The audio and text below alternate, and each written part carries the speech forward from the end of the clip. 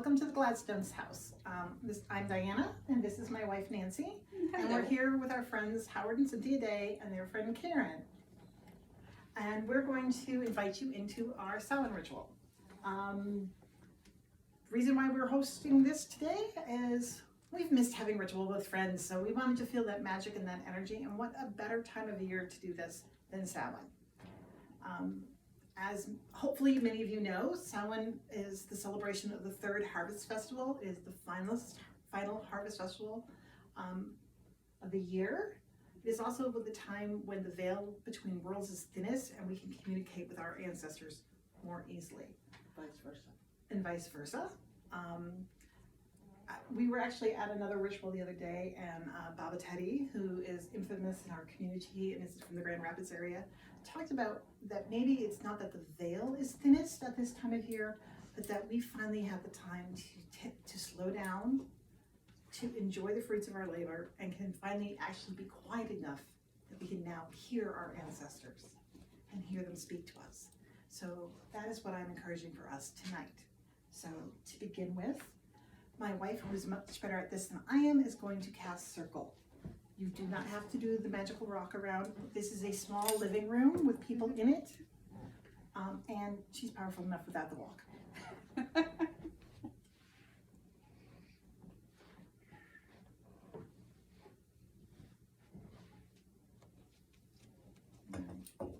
Circle is cast. Circle is cast. All right, my love, you are east. May you begin. We call to the guardian of the watchtower of the east, the forces of air. Lend us your power of inspiration, that we may see what we need to cultivate in our lives. Hail and welcome. Hail and welcome. And now that we scared the dog with the fire, we shall pass the torch on to Cynthia for our call to south. We call to the guardian of the watchtower of the south, the forces of fire.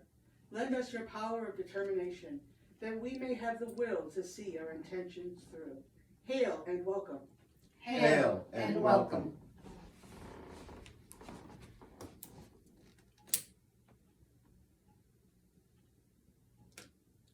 All right, and now Karen will call east or west for us. We call the guardian of the watchtower of the west, the forces of water. Lend us your power of transformation, that we may experience the changes we seek. Hail and welcome. Hail and welcome.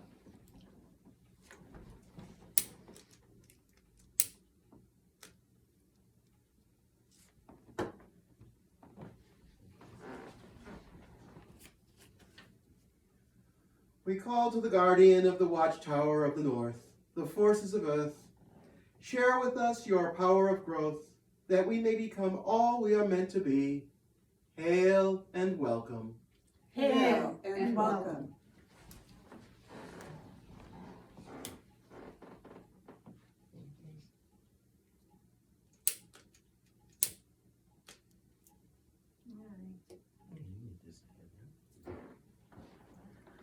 We call to the God, our sacred Father, our provider and protector, he that brings us our strength and lends us his knowledge. Come and be with us. Hail and welcome. Hail and welcome. It went out. It went out. New candles.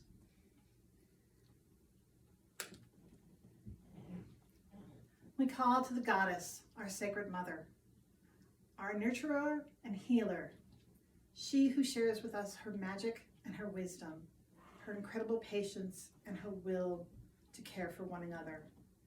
Come and join our ritual this night, Great Mother.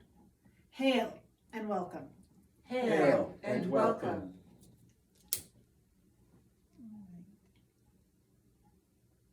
There we go.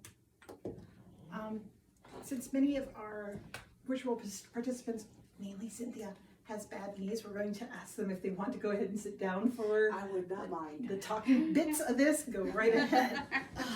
No one's forced to stand.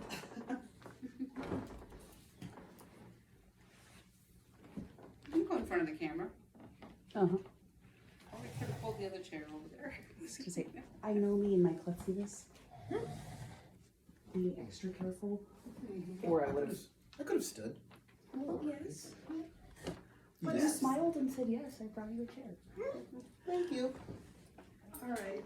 So for me, Samhain has always been important because I've had great connection to family members. Unfortunately, most of the ones who I've had that connection to have passed.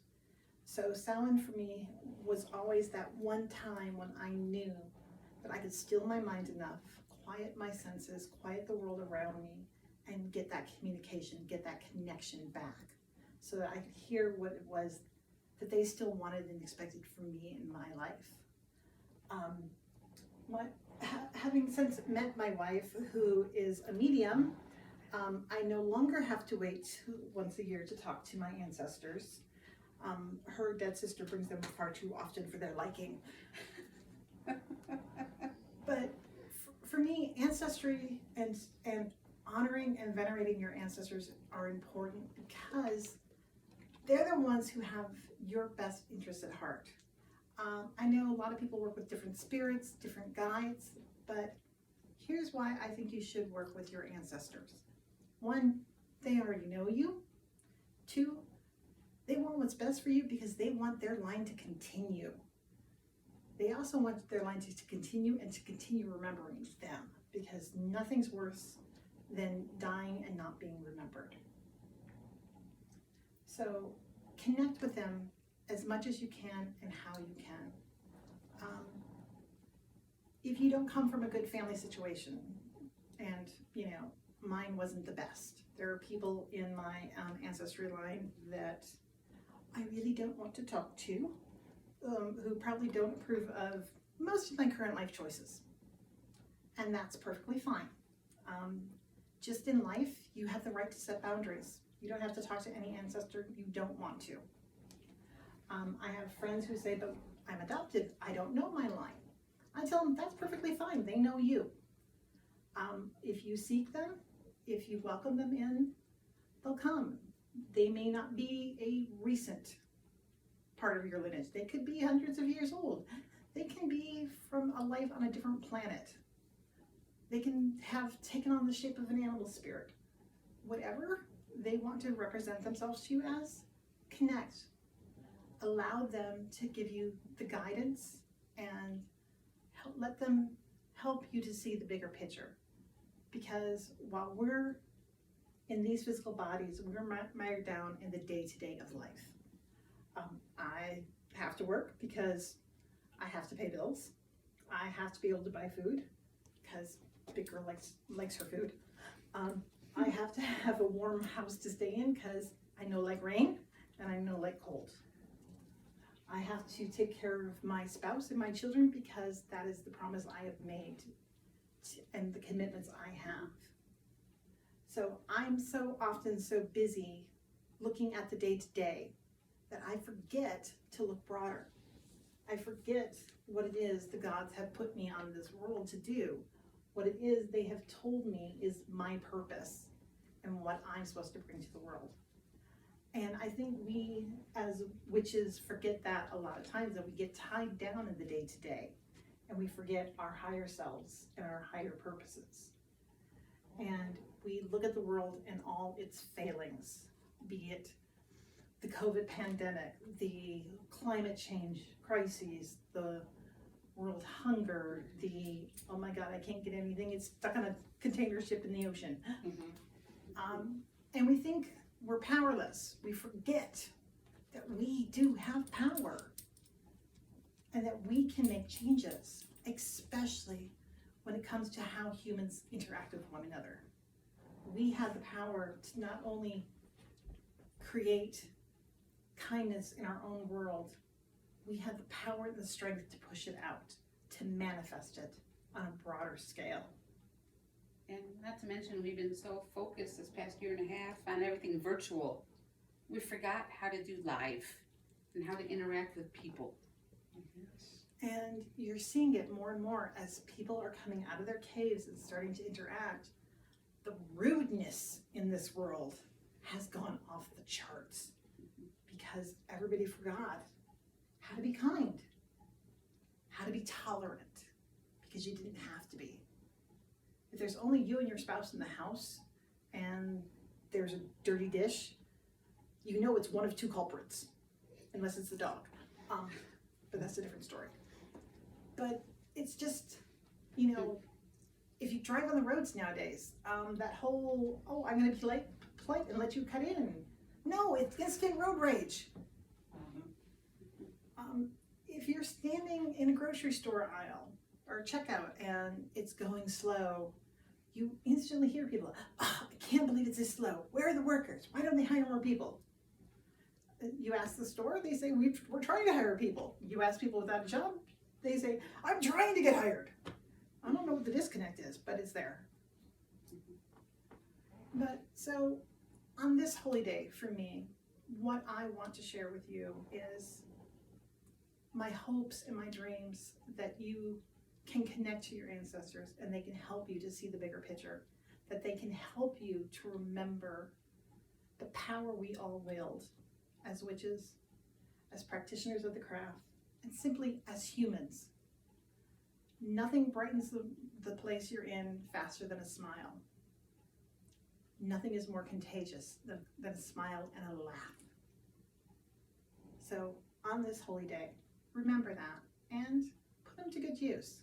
Pretty soon you're going to have these little kids, these little demons, running around your neighborhood, knocking on your door, begging for candy, because they can. And remember what it felt like when you were that age, when you were the one running around from door to door going, oh my God, what does this house have? What does this house have? Is it good? Ugh, hard bubblegum, yuck. Score! M&M's, yay! Can we come back here, Mom? Just remember that.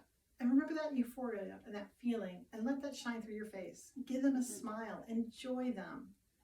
You know, yes, you are going to have teenagers come up who are trick-or-treating who should not be trick-or-treating.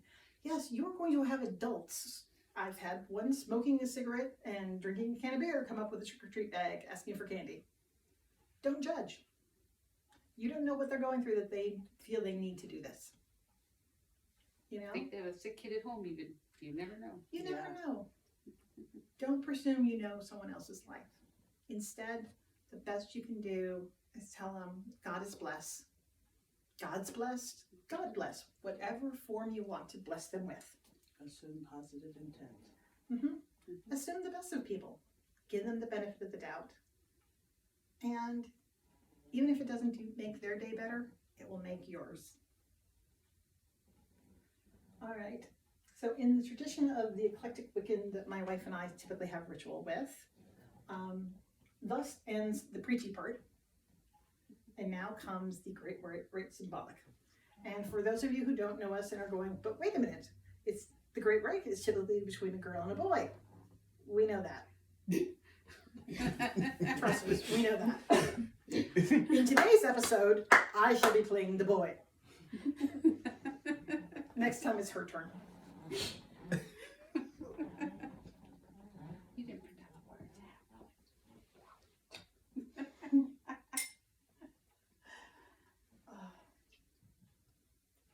For the woman is no greater than the man, nor the man greater than the woman. For it is when they come together in equality that true magic arises. As the blade is to the male, as the chalice is to the feminine, it is the power of love that begets all life and all magic. Behold, the power of love. All right.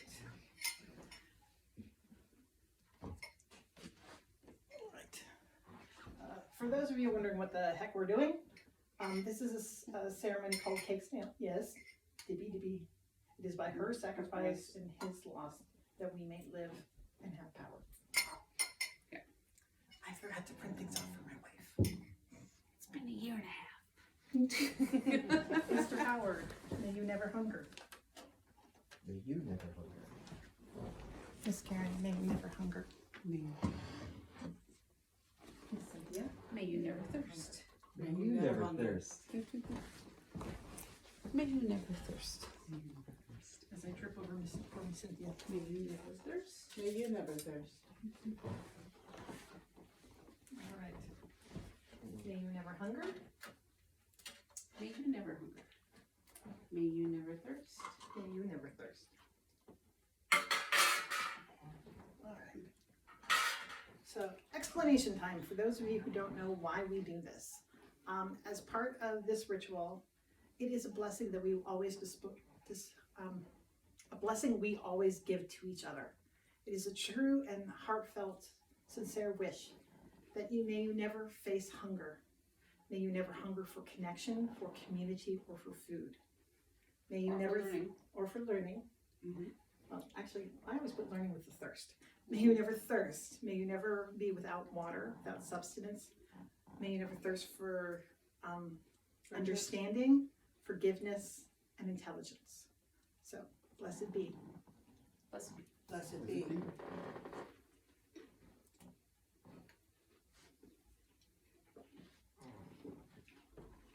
And yes, I was a bad girl. I gave everybody a big piece of graham cracker, so they probably are still chewing.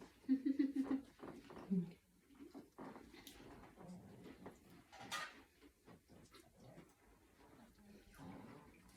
right.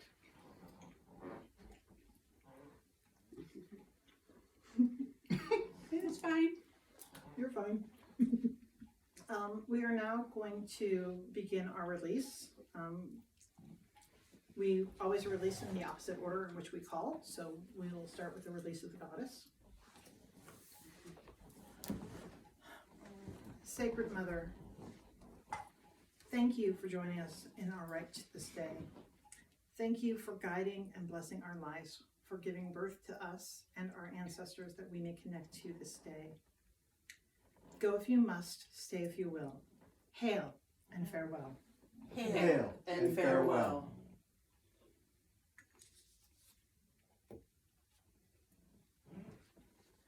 Our great Father, thank you for joining us in our rite this day, for protecting us, for guiding us, for always being there for us in our time of need. Go if you must, stay if you will. Hail and farewell. Hail and farewell.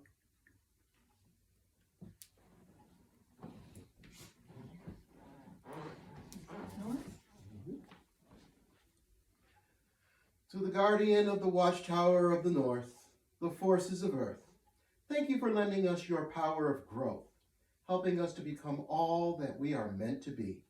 Hail and farewell. Hail and farewell.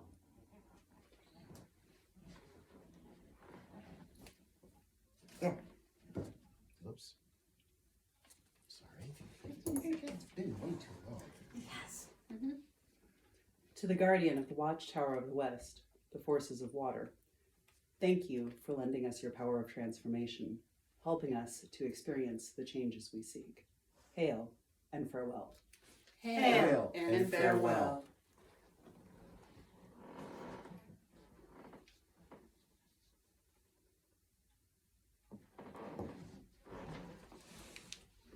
To the guardians of the watchtower of the south, the forces of fire, thank you for lending us your power of determination, giving us the will to see our intentions through. Hail and farewell. Hail and farewell.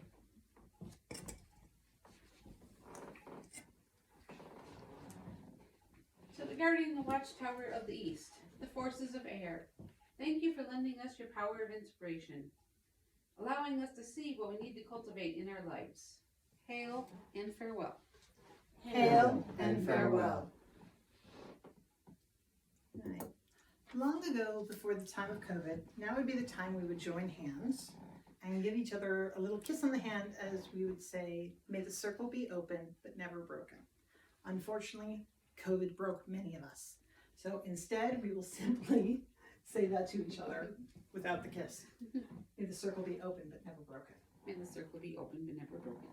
May the circle be open but never broken. May the circle be open, but never broken. May the circle be open, but never broken. Thank you. Now, can any of us remember the goddess's poem? Oh gosh. May the goddess bless you. May her wisdom guide you. May her love embrace you. And may her peace bless you Yep. all the days of your life. So mote it be. So mote it be. We realize, or I realize, I probably missed parts, but this is our first ritual in almost 2 years, so please bear with us. We promise by the next ones, we'll be getting better. And from the Gladstones and the Days and their Want to friend, say, Abby? Want to say hi? and that, may your Samhain be great. Blessed be. Happy Samhain! Happy Samhain, everybody.